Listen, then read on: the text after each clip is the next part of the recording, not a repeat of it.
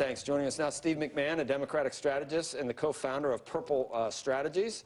Was that founded by Prince? What is that? I don't, do you know what is that? Oh, red and blue together make purple, is that it? Red and blue. Joe, everything you need to know about it, you learn in kindergarten, right? Red and blue together, bipartisan firm. We do everything. Yeah, but I call kindergarten my senior year. And then former Minnesota Congressman Vin Weber, he's a partner at Mercury. Vin, I want to start with you because you said something interesting in the pre-interview, and that is that a couple of weeks ago, the GOP establishment was actually trying to come to grips with a Trump candidacy. And that got derailed, and that's no longer the case. And I guess last night's not going to help. No, I think it's the case that a few weeks ago, Trump was on a roll. It looked like he would get close to, if not over, the 1237 number. And a lot of the Republican Party leadership was thinking, okay, wait, how do we get comfortable with this? He's a deal maker. He's a negotiator. Maybe we can get comfortable with him and you know, try to get the party united behind the guy who looks like he's going to win. A couple of things have happened. First of all, he no longer looks like he's going to win. I don't think he's going to win. But second of all, you know, he's gotten himself in a mess about the abortion issue over the last few weeks. He's gotten in a mess over the issue of nuclear weapons. These are big political minefields that the average politician, not even the great politician, the average politician manages to avoid. So I think that this momentum within kind of the establishment, if you want to use that term, to get comfortable with Trump has been stopped cold, and last night it was buried in Wisconsin. You got a different case, Steve, on the other side, and that is, I'd like to just assume Hillary's the nominee and just get started, but you know, this is dragging on with Bernie Sanders, so we got to hear all the far left rhetoric and, you know, democratic socialism, and then Hillary moves that way. I wish you could just get on with it and see what you really thought in the general election, but you can't, because the guy's going to hang around. Yeah, that's the thing about democracy. So everybody gets to have a voice and a vote. But I think for practical purposes, you know, Bernie Sanders has momentum.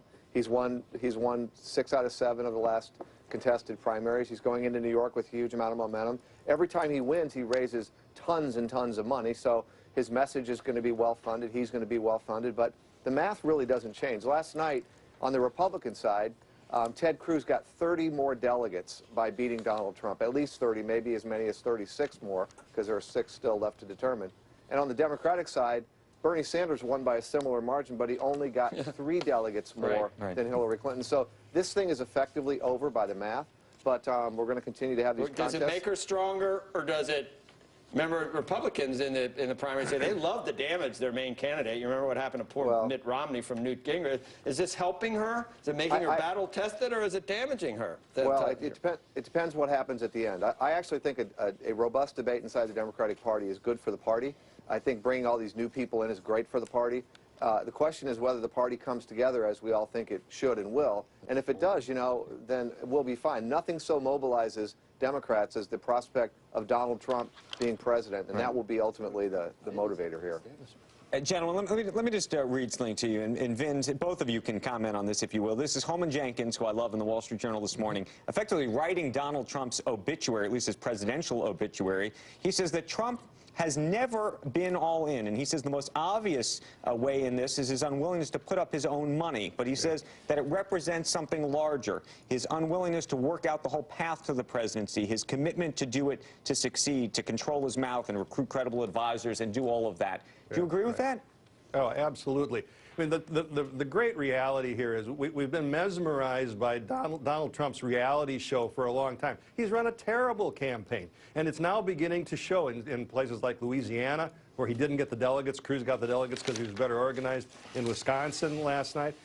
Yeah, if Trump had run a professional campaign, put in some of his own money, a lot of his own money, because he brags about not raising any from anybody else, he might be in a much stronger position.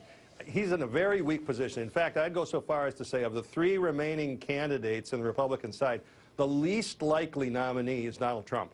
So who are you saying that you think Ted Cruz will be the nominee? You think there'll be somebody who's not even on the... I didn't say that. I think Cruz is more likely than Trump. I think Kasich is more likely than Trump. I'm personally a Kasich supporter. But we're not going to nominate on the first ballot. So the question becomes, who has the most second choices among the delegates? After we go through the first ballot, nobody gets a majority. Where do people move? I don't see anybody moving to Donald Trump. I think a lot of people will move away from him. Vin, but if and you then we'll land see. somewhere in the middle or you land with a Paul Ryan or somebody completely new, won't that just suggest that the whole thing is so broken that when it comes to actually the national election, it becomes much more complicated and difficult? Well, I'm a longtime friend and big admirer of Paul Ryan's, but I think, you know, I'm from a state where we choose candidates through conventions. I've been doing this all my life. The delegates almost always prefer someone who has worked for the nomination, even if they've lost the primaries, even if they aren't first, second, or third. Somebody like Kasich, Rubio, who has gone through the primary process, gone through the debates, asked the delegates for their support, is usually preferable to somebody who hasn't gone through the process. I think we just heard it. I think we just heard it. It's the beginning of the Marco Rubio for president re-boomlet. But I'm it could be a Jeb. supporter. It could be Jeb. It could be. You are right anybody. now, but you are right now. But you know, Vin's absolutely right. This probably will go to a convention. He's not going to get 1,237 votes going in, and he'll bleed out on the floor because after the first ballot, the people who are these delegates, they don't really like Donald Trump. They're bound to him. They have to vote for him in the first ballot, but they'd like to vote for somebody else. I actually think Vin is absolutely right about Donald being the least likely nominee, but I think Republicans are increasingly going to be looking outside the field, whether it's Marco Rubio or, as you just mentioned, Paul Ryan, because Paul Ryan's one of the few figures in the Republican Party who actually has lines into all these groups that are fighting right now.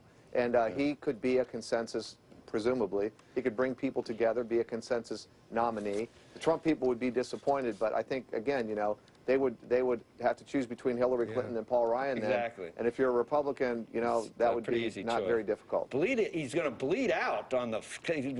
You're a purple. I thought purple was like kinder and gentler and both. Well, no, but I mean, here's what's going to happen. Do you know what that these means? These are all establishment horrible. Republicans who don't want to support Trump. I don't even They'll want to vote think for about him. bleeding out. Right? I think I get a Okay, cut. so I he cut will. myself shaving. I get He will scared of that. slowly lose the blood in his body and become cold and dead on the not any floor. better. Why don't we say the But air they is don't- coming up? they don't like That's a better analysis. I think Trump just got a little cocky a couple, 3 weeks ago. I think he was starting to think he was going to win, starting to measure the when you curtains. say He maybe figured out the marble for the White House and did some terrible interview with the Washington Post. I could shoot someone on the streets of New York and still get. But remember, Say that. only about 25% of the country supported him because most Democrats obviously did, and most Republicans did. So if you actually looked at the data, he was.